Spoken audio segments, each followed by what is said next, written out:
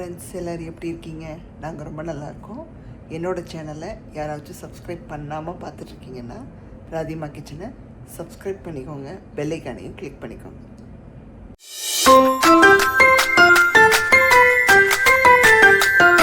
இன்றைக்கி நம்ம பண்ணக்கூடிய ரெசிபி வந்து பார்த்திங்கன்னா பிளெயின் சால்னா, எம்டி சால்னா எப்படி வேணாலும் கூப்பிட்டுக்கலாம்.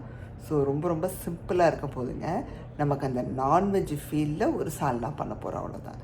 இந்த நான்வெஜ் சாப்பிடாமல் இருக்கிறவங்களுக்கு இந்த மாதிரி டைப்பில் பண்ணி கொடுத்து பாருங்கள், சூப்பராக இருக்கும்.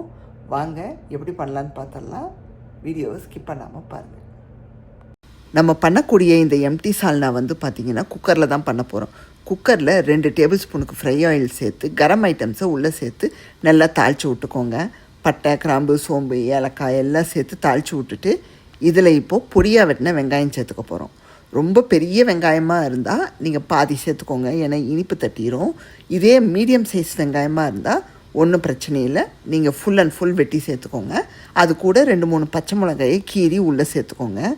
இந்த ரெசிபி வந்து பார்த்திங்கன்னா உங்களுக்கு குக்கரில் செய்யும்போது எல்லா ஐட்டமும் நம்ம போடுற மசாலா ஐட்டத்துலேருந்து எல்லாமே வந்து ஒன்று சேர வந்துடும் உங்களுக்கு. ஸோ தட் வந்து உங்களுக்கு டேஸ்ட் வந்து இன்னும் நல்லாயிருக்கும். இப்போ நெக்ஸ்ட்டு வந்து பார்த்திங்கன்னா நம்ம வந்து இஞ்சி பூண்டு விழுது சேர்க்க போகிறோம். அதுக்கப்புறம் பார்த்திங்கன்னா தக்காளி சேர்த்து வதக்க போகிறோம். அப்புறம் தேவையான அளவு உப்பு சேர்த்துக்க போகிறோம். அடுத்தடுத்து இதெல்லாம் சேர்க்க போகிறோம். அண்ட் இதுக்கிடையில் நீங்கள் கொத்தமல்லி புதினா சேர்க்கணும், ஏன்னா இதுக்கு பேரே சால்னா.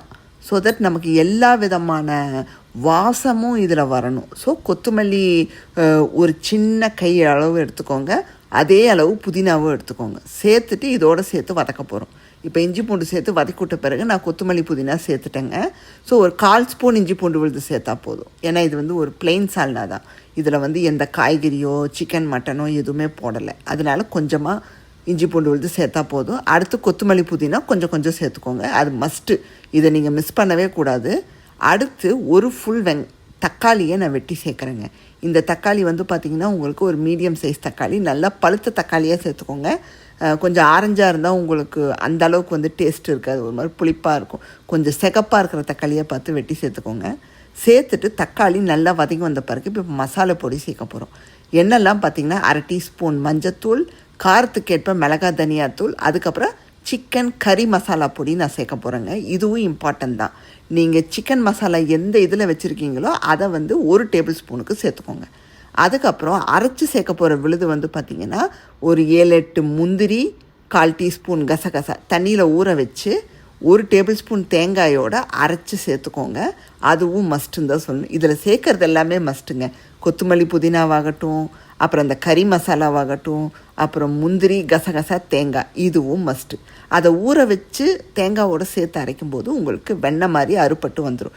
இப்போ மசாலா பொடியெல்லாம் சேர்த்துட்டு நல்லா தண்ணி ஒரு 1/4 டம்ளர் கிட்ட தண்ணியை ஊற்றிட்டு ஒரு கொதி வைங்க. அந்த மசாலாவோட வாடை போனதும் அரைச்ச விழுதை உள்ளே சேர்த்து குக்கரை மூடி 2 விசில் வச்சிடுங்க. சூப்பராக ரெடி ஆயிரும். இது வந்து பார்க்குறதுக்கு சிம்பிளாக இருக்கும், டேஸ்ட்டும் பரவாயில்ல மாதிரி தாங்க இருந்துச்சு. ஏன்னா நான் ஃபஸ்ட் டைம் பண்ணுறனால உண்மையான ரிவ்யூ சொல்கிறேன். எனக்கு வந்து கொஞ்சம் ஓகேவாக தான் இருந்துச்சு அந்தளவுக்கு. ஏன்னா இதில் எந்த காயுமே போடல, ஒரு பட்டாணி, உருளைக்கிழங்கு எதுவுமே கிடையாது. அதனால் எனக்கு என்னமோ ரொம்ப சிம்பிளாக தான் பட்டுச்சு. இருந்தாலும் ஒரு வகையில் நல்லா தாங்க இருக்குது. இது குருமா மாதிரியும் இல்லை, அதே சமயம் சால்னா மாதிரியும் கிடையாது, 2க்கும் நடுவில் தாங்க இருந்துச்சு. எனக்கு வந்து உப்பு பத்தலை, ஸோ நான் இன்னும் கொஞ்சம் சேர்த்துக்கிறேங்க. நல்லா தண்ணி அந்த அரைச்ச விழுதை சேர்த்துட்டு எந்த அளவுக்கு தண்ணி தேவையோ உங்களுக்கு அந்த கன்சிஸ்டன்சியை பார்த்து ஊற்றி குக்கரை மூடி 2 விசில் வச்சு எடுத்துருங்க. சூப்பராக ரெடி ஆயிரும். இது வந்து பரோட்டா சப்பாத்திக்கெல்லாம் அந்த அளவுக்கு நல்லா இருக்குன்னு சொல்ல முடியாதுங்க, ஆனால் தோசை இட்லிக்கு நல்லாயிருக்கும்.